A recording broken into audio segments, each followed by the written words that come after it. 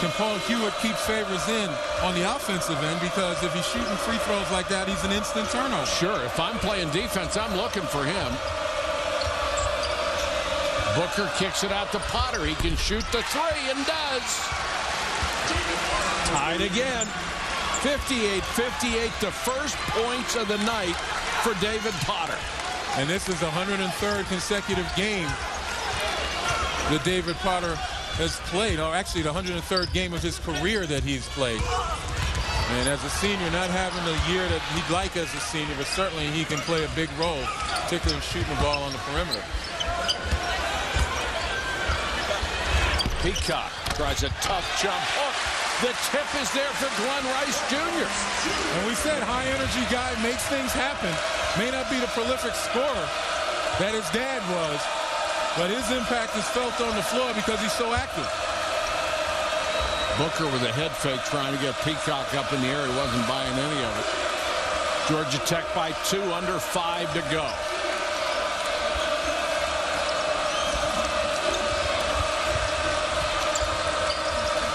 Shot clock at 8. It's up to Stitt. Well, Booker's got to get some touches, man. Down the stretch, he's got to be the man. Potter went to the baseline, and they didn't get it off. Potter's shot never hit the rim. It hit the side of the backboard. And score. And as we start to narrow the time, less than 5 minutes in this ball game, Clemson has got to focus on getting Booker some touches. He doesn't have to shoot it, but he's got to touch, get the defense to point to him, and create for somebody else if necessary. They beat the 10-second count. Shumpert with the lob somehow got it back as the tip came right to him, but there's Grant with the rejection. Shot clock does not recycle because nothing's touched the rim yet. Derek Favors has put in a lot of effort in this game. Maybe he's not jumping as high. Baseline jumper by Bell. 62-58, 4 minutes left. Crowd on its feet.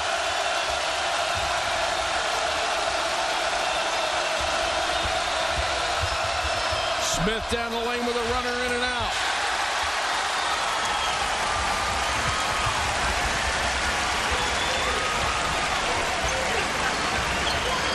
Paul Hewitt tells his team to slow down a little bit. Let's execute half-court set. This is what I mean by time and score situation. Build the lead, even a timeout. Team in Georgia Tech. And Clemson, a premier team, lost to Virginia. So it's hard. No question about it. Yes, sir. Udofia with 10 on the shot clock.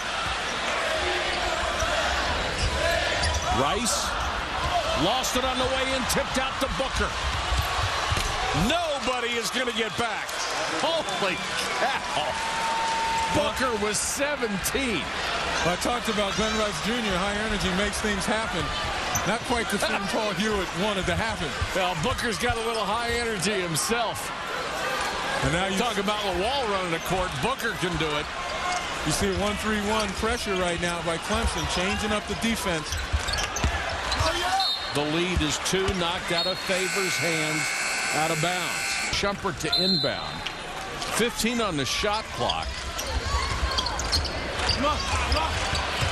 This is Peacock.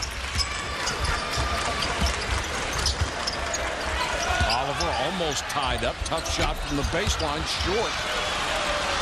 I don't think that's the shot they wanted coming out of a timeout. Well, that was an excellent challenge by David Potter, getting a hand in Oliver's face. Made it that much more difficult. Stitt getting some instructions from Oliver Purnell. And you see down the stretch, both coaches kind of reining the team in, getting them to run sets. What a pretty drive. Exploiting that situation. Looks like DeMontez Stitt re-injured himself as he runs back limping and grimacing. May have hurt that ankle again. Ooh, what a screen. Wasn't it? Peacock just devastated Johnson. And back at the other end, bodies fly. Peacock set a brick wall screen on David Potter and kind of shook him a little bit.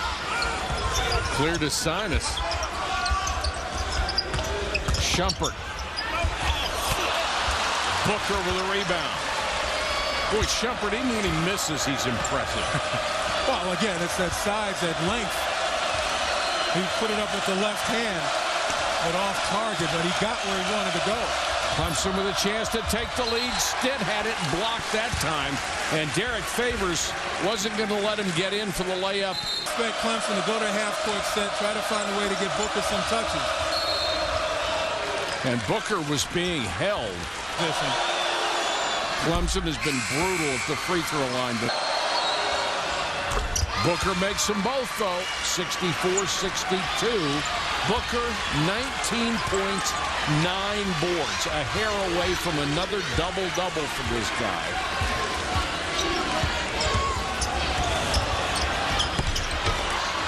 That shot just hung on the rim. Follow won't go.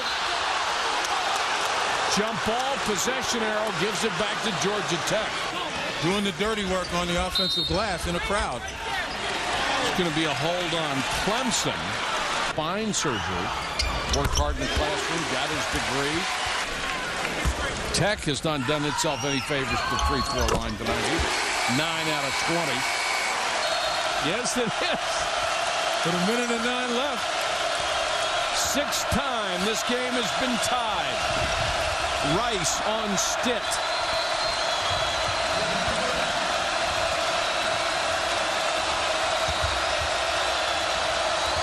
Stitt trying to get away from Udofia. And that's the guy who needs to touch it, at least make the defense focus on him. Potter. Oh, what a good drive, but he missed the shot. Wow. Potter got in and couldn't convert.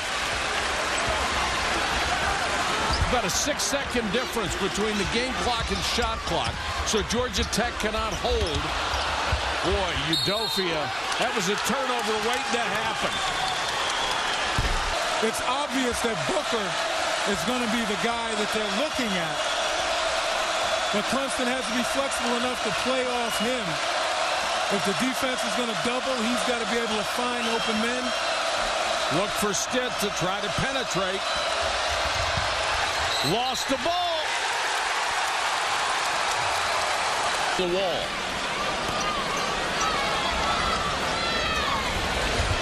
I got a feeling Georgia Tech gets it up and then calls timeout quickly. And that's where Gani Lawal's going to come into play. They didn't need him. They wanted ball handlers. They got what they wanted. They certainly did. High screen. Stitt goes around the screen as the defense is playing him for the screen, so he got a free lane. But as you said, fumbled the ball. Not a long-range shot, and Gani Lawal's on the bench. He is, and Bell and Shumpert are the guards. Udofia is on the bench. Reach in foul on Booker.